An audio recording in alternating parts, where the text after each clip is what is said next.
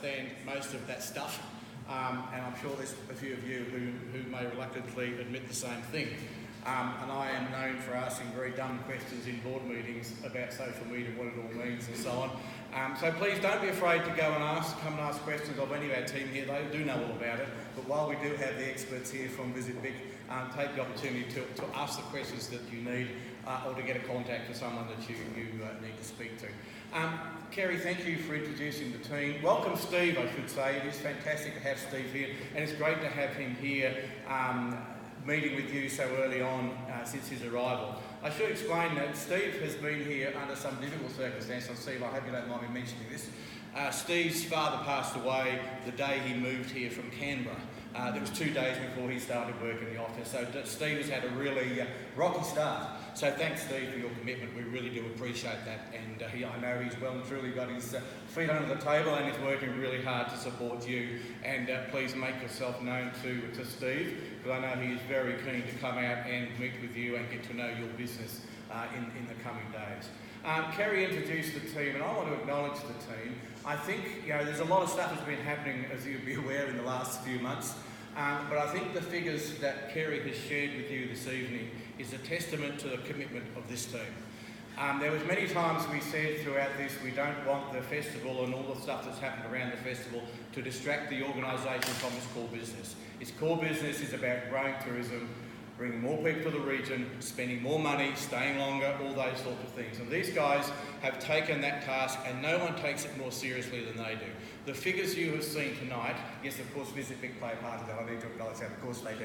But I think, I have to say that, don't I? What if they weren't here, I wouldn't say it, but you know that. But I think that the results that we are getting as an organisation are solely responsible to the commitment, absolute dedicated hard work of the extraordinary team that we have at DMT.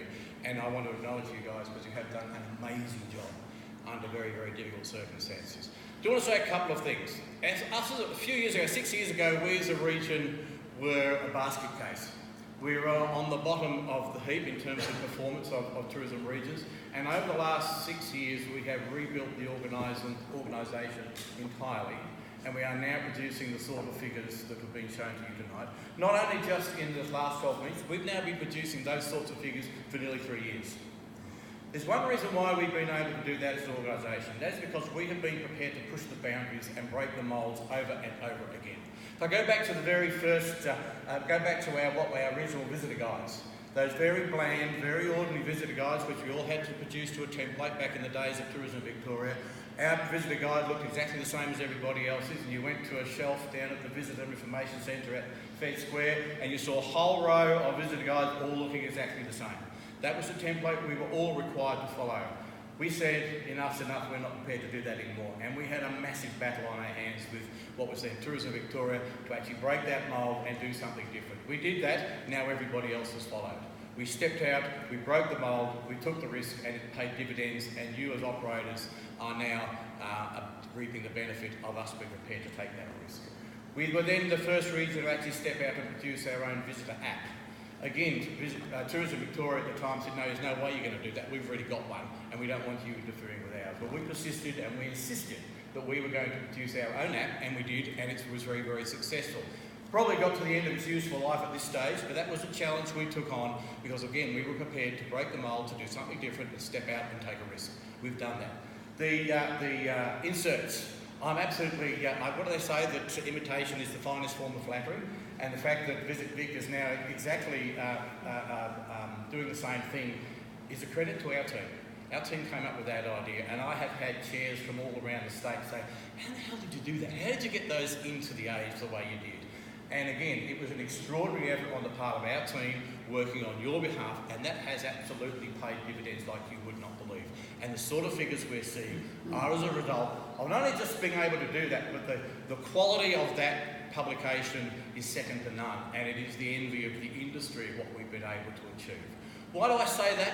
Because I just want to show some examples of how we've stepped outside, broken the mould, done things differently, taken a risk, and we have actually paid dividends. And we've now moved from one of the worst performing regions in the state to one of the best, if not the best performing region, and our numbers are now consistently showing that. I'm extremely proud of that. Why do I say all that? Because I want to talk, and I know there'll be lots of questions, and there has been already, and we have been answering as best we can about what's happened with the festival. I think, again, we wanted to break the mould, and Visit Victoria supported us in doing that, and we acknowledge their support for us in doing that. In this instance, unfortunately, it didn't come off, and we didn't deliver quite what we had hoped and dreamt that it would. It was a very grand vision, but we didn't actually quite get to where we had wanted to get to, and I think that's a real shame, because I think it's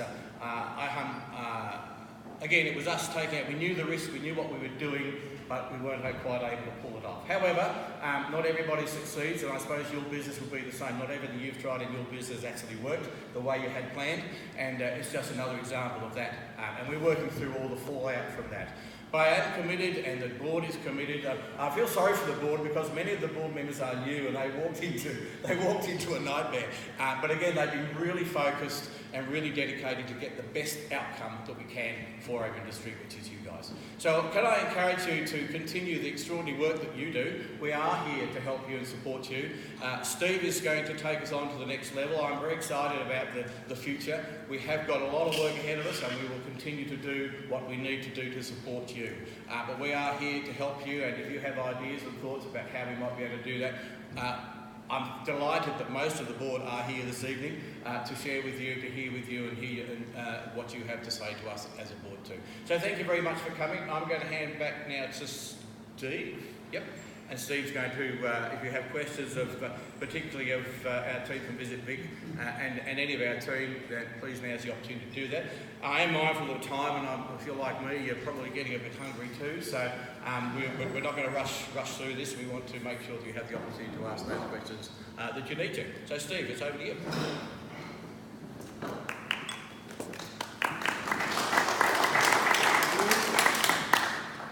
Thanks, Noel. And before I open the floor to questions, I just want to thank the guys very much for this lovely space. So thank you, Mark and the team. This is an awesome spot. Questions? Yes. Right. A lot of public money was committed to the 5-day Inbound Live Festival.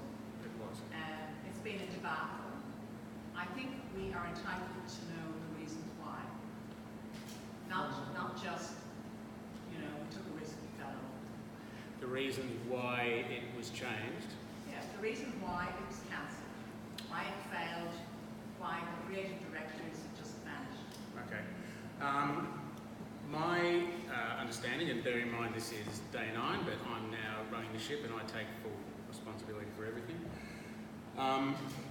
My assessment of this situation is that there was a grand vision that was a part of that came from my predecessor. She had an experience of dreaming big and delivering big projects. She had a number of months off and then left in about July. Now, the vision remained, but it became apparent that the capacity to deliver on that vision was diminished with her departure.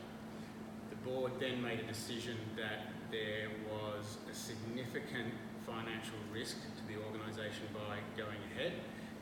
By continuing with the event as it was, there were even greater costs than we're bearing now.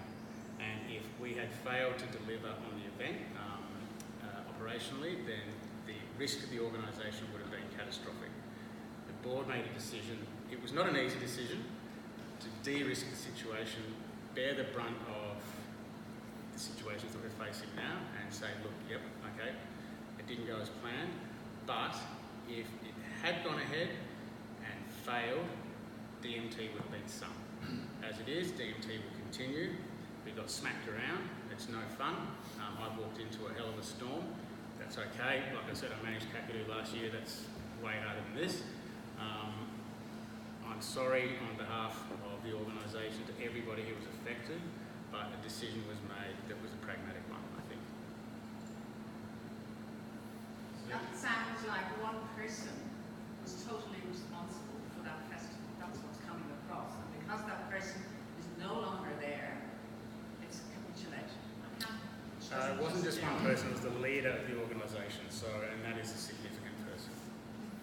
Steve, sorry, knowing something was there, it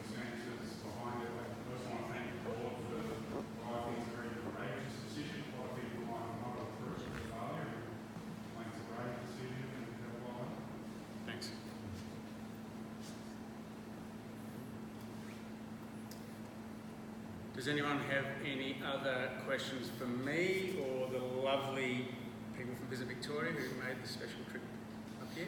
Can I ask one more? Sure. One of the former co-creative directors, Kate Brown, was quoted several times saying how her heart and mind was in this area. Why is she not at least fulfilling her the events that she was booked into? I don't know the background there. Do you want to answer that one? Kate and David both given the opportunity to continue their involvement if they wish to do so. They both chose not to. Their agreement with us was then concluded, obviously, at that point. Kate and David were both paid up until the time that they finished. They could have continued on with their various events if they wished to. Initially, they thought they might as part of the weekend, but they made a decision not to do so. And that was entirely their decision, and we provided that opportunity to everybody who was involved. If you want to remain involved, we're happy to try and accommodate you as best we can, and many are continuing over the weekend rather than 5 days, but that was purely a decision every single performer, operator, presenter actually made as part of that festival. So they certainly were invited to do so, but made the decision they didn't want to. And if I may, Dina, I think there's been a rumour going around in town that the creative directors may have gone off with some money. So that's absolute rubbish. When we find out and get some sense of the money, then we won't be telling rumours. Because I went to a feasibility study about opera on the lake. 55,000 they got to research that. We've heard nothing more. There was 2 lots of other funding, one for a wellness festival and one to mineral water. So that was 145,000 for feasibility studies before the festival even started, with its 450. So there's a lot of us that do community organisations, and we're just sort of burning to know what happened to all that money, really. Very easy to answer those questions, and none of those events are related. They're all quite independent. A number of feasibility studies have been done in this region, and you've mentioned, I think, 3 of them. At this stage, some of them are still live. The Opera project is still a possibility. It's still on the books of Regional Development Victoria. That was not our money. But governments have to do these things. Governments need to test, to do some early investment to see if the idea is worthwhile pursuing. As a board, we were extremely disappointed with what happened to the mineral water one. Again, that was something which was taken on by the state government, and I think it's still a possibility, but we're still working and talking about those through those particular projects. In terms of the actual finances around the festival, we are still working to determine exact financial outcome from that. We have an agreement with Visit Victoria, which will be honoured to the letter. That will be done, and we are still obviously in negotiation with a whole range of people who were involved and have put their hand up to be involved, and we need to negotiate around a whole lot of people who had agreed to come and perform and so on. So we are still in the process of doing that, and that can take some weeks before we actually get to that point of knowing the final figure. You can't just snap your fingers and deal it that way. So Steve, as part of the job that Steve's been doing, I know he was meeting with accountants this afternoon, a process which is underway, and to say we've never been backward in coming forward in terms of explaining what's happened. Every piece of information we have has been made available and will continue to be made available. But our job is to defend and support and encourage our industry. That's what we're about. That's why we're talking with you this evening. That's why we continued with the festival over the weekend, because we wanted to actually support our industry. That's you guys. And we will continue to do that, to do our best to make the weekend an absolute howling success. Because I would love to be able to go back to Visit Victoria to have a further discussion with Pete down there and say, listen, mate, yes, we didn't quite pull off what we had, the grand vision we actually wanted to do, but we actually have proved that we've got a seed of a good idea here, and that we can then continue to grow that. And that's something which we, I guess, as a board, will be discussing forward. We did have a 3-year agreement with Visit Victoria, and we're only sort of into the first year of that, and so we'll be having those discussions a little further down the track. But as I say, we are here to support you as an industry, and we and the team, I want to say we, it's the team that are doing all the hard work, that are here to support you and continue to grow visitation to our region to make sure that you get a bit more money in your pockets. And look, on the numbers, I'm working really closely with Visit Victoria. As I find my feet in this role, get my head around it all, I've spoken to the head of regional funding, and we're both of the view that transparency is key. I just need to work through those numbers. But thank you for your comment, sir. I think from my side, the important thing is we just get a successful weekend delivered, and just get everybody supporting this and making this work. I mean, that's what the region needs. Having said that, I totally take your point, ma'am, that transparency is key, and you have my word that that will be delivered. I'd just like to make a statement rather than a question, in that when it was announced that it actually stated the Live, Love, Life weekend was cancelled, or festival was cancelled. Yeah. And I would have hoped that in a marketing, people who've got marketing experience could have maybe spun it in a more positive way, as in it's been condensed to a weekend rather than, but of course, because we are still going to go ahead with our events, but we feel a bit like, it's been a bit of a damper put on the whole thing. I agree, and without going into details, there were good reasons for doing that, contractual reasons that I can't really go into, but totally agree. From a messaging point of view, it would have been better to go, we've reimagined it rather than having that period of being cancelled, which is why the message I'm trying to push out there now is that we've got this reimagined, reshaped festival. Yes? Me? Yes. I agree partially with what you said. There are two very important things you should learn from this. The most important is to make sure it doesn't happen again. So, one of the people that is no longer hearing wrongly, people knew he was a prickly character. 15 telephone calls in 2 weeks, not one return call.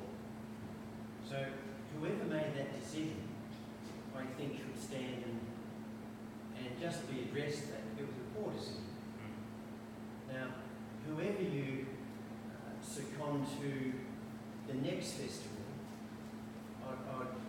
I hope you've learnt the lesson and don't pick a singer and a painter to run a festival for us. Thank you, sir. That's a very good point. I totally agree.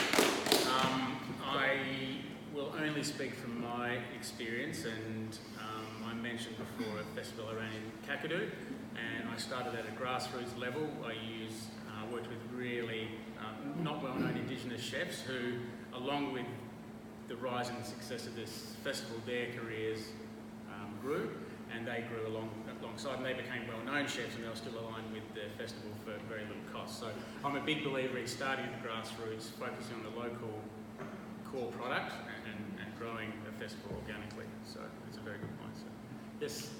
I guess a more strategic question perhaps is it wrong for them to run festivals, or is it wrong for them to market and promote the region and what the business That is a fantastic question. For those who didn't hear, is our role to be basically event manager, or is it to promote an event?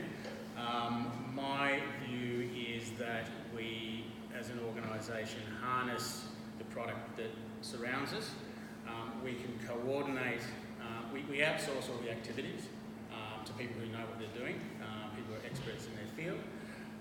We harness these providers, producers, businesses, whatever, and market it. We don't run the events ourselves. I've done event management before, and it's incredibly stressful. It soaks up all your time, all your energy, and then you can't focus on your core business. So my view is, yes, very much we promote it. We maybe have a coordinating role, but we don't run the event. We don't do risk management. We don't do permits. We don't do any of that stuff. We outsource that to an event manager. Yep. Hi.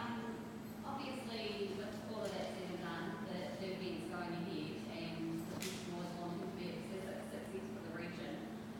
Are we going to see that input from social media and that investment into those events to ensure that it's a success? Because at the end of the day, that's what we want, and we want that for the region. Yes, we have got Zali. The wonderful Zali is, I've worked with a lot of social media people, and it's a really nuanced art, and you kind of get it or you don't.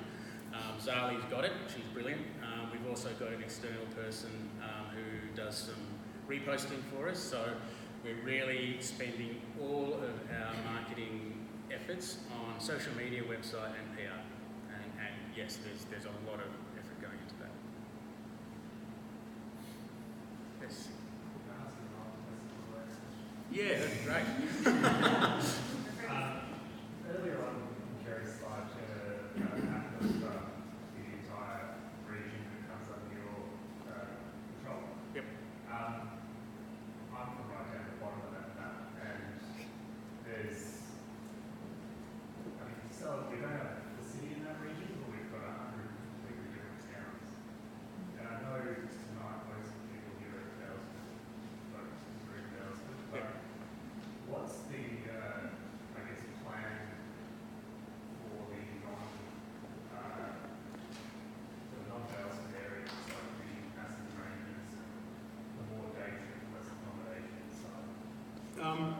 good question. Look, the focus, we're located in Dalesford, Dalesford Hepburn, but there still is a really strong, we work really closely with the guys from Macedon Council, and there's at least a couple of them here today. So, look, simplistically, my energy will be focused on the areas with the most opportunity. I mean, I'll just look at numbers and I have to make a call on where I see the most opportunity. There are peripheral areas that are out towards the Ballarat way, like Creswick, that we will devote, and Clunes, smaller villages that demand our attention. However, I always say you've got to fish where the fish are, so the bigger tourist areas will get my attention, but I won't ignore the smaller areas. We were down talking to Moorabool Shire yesterday. They have a very low effort on tourism, so that's Blackwood area and a few others. So we've started working with that shire to, and the people we spoke to are super keen. There was 3 people in the room who are really interested in tourism, and we're trying to work with them to help them develop tourism product and marketing strategies and all that sort of stuff. So yeah, the peripheral areas will get our attention. The big fish will still get most of my attention. Can I just jump in there too? Sorry, Stephen, I'll catch up with you after. But from a PR perspective, I am really trying to work very hard to establish relationships on all of the peripheral areas. And in fact, I met with my counterpart at Visit Ballarat because I wanted to establish between their map and our map who is being missed out and who can we help together to be better recognised. Because Dalesford, obviously, as you pointed out, is a natural attraction. People come here. I work very closely with people over in the Macedon Ranges. We have this conversation a lot. But I have recently got to know, in going out there, which I'd love to do with you, a group in Clunes, and we're really working closely together now. They've got their great core group of people there, as I'm sure you could identify in your area. And it's all about communication. We're very easy to talk to. It's literally a matter of picking up the phone. We all love a chat. And so I'd be very happy to come and have a chat with you, and you could probably identify a group of people that I can learn more about some of the key opportunities that we can. Excellent, there you go. I'll come and introduce myself properly after, but thank you for bringing that up. And from a social perspective, we actually search by town. So when we're talking about user-generated content, we actually have a list of keyword towns that we search for, and we try to ensure that we've got a spread and balance across all the key villages. Across the whole Dalesford Macedon region. It's a very deliberate strategy. I'll just put all my cards on the projector there, but look, give us a call, come in, we'll have a chat, and we'll work something out for sure. Yes? I've got a question on the same theme right now. A question for Miss Victoria. I'm a nature tour operator and I operate over different regions of Victoria. And I've noticed that the map's taken Castlemaine and Talbot, and I've noticed that Bendigo's are bigger and Ballarat's are bigger. Does the Goldfields region exist anymore? It does. Yeah, the Goldfield region includes both Ballarat and Bendigo still under the regional tourism structure. However, Ballarat has their own, marketing team. So we work with both Bendigo, their marketing team, which covers the Goldfields region, and Ballarat, who focus solely on Ballarat and their particular city. So yes, Goldfields exists. No, Bendigo or Ballarat don't recognise Goldfields. They don't recognise what, sorry? Ballarat and Bendigo, the public Castlemaine now, don't recognise Goldfields. They recognise their own city. Yeah, and it's a much broader conversation, and one that I know is definitely being had. So it's certainly on the radar at Visit Vic, and Paul, our head of regional strategy, is working through that particular conversation. So I don't have the answer for you right now, but it's definitely on the radar, and they're working with Bendigo and Ballarat and the Goldfields region Looking at marketing, let's take up marketing because no one knows where it is. Yeah, and it's funny you say that, because if you look at any of the board, or any of the regional tourism boards, people don't, Melbournes don't see Victoria broken up into different regions. They see product, they see towns, and although we break regional Victoria up, for our benefit to come and speak to Dalesford Macedon Ranges and understand the product, we try not to, and yes, our website's broken up into different regions because you have to break it down to make it consumable, but we try and talk to content across regional Victoria, across an area. You know, we speak to Hepburn Springs and Dalesford and Macedon Ranges and the product within that. So we try and break down that barrier as much as we can. We are refined and I guess, constrained slightly by obviously the operational side of things. But from a consumer point of view, we certainly try and remove those barriers because Melburnians don't see them and therefore we shouldn't speak to them. Can I just respond to that very quickly? My other job is over at Central Goldfields, and I'm certainly aware of the issues there, and we're doing a lot of work. I do know that Visit Victoria is actually doing a review of the regional boards at the end of this year, and that's going to be a key part of what I'll be saying over there, because my other job I have to represent the Central Goldfields. That region has not worked particularly well for those areas outside of Ballarat and Bendigo, and that's something which we're going to work with. So I'd be happy, I think I have in my card before, I'm happy to have a chat with you about that, because I think it's something we've actually been just funded at the Central Goldfields Shire to actually do an economic development tourism strategy, and a key part of that will be considered as part of that process. So have a chat with me after and we'll keep in touch. Okay, we've got time for one more question. Yes, ma'am? It's 10 weeks to Christmas. You're going to visit all of our businesses and understand by Christmas. How are you going to do that? Okay, well, I'm an optimistic person. I will do my best. Look, my card's there. If you pick up my card, you give me a call. I will see you before Christmas. I'm coming to then. You've been promising it. Okay, great. Well, we will be around for a bit longer. We've sort of reached the end of proceedings, but thank you very much, everyone, for coming this evening. Feel free to come up and introduce yourself, grab one of my business cards, get me on the phone. Like I said, I'm here to help drive visitation and help businesses. So thanks a lot for coming.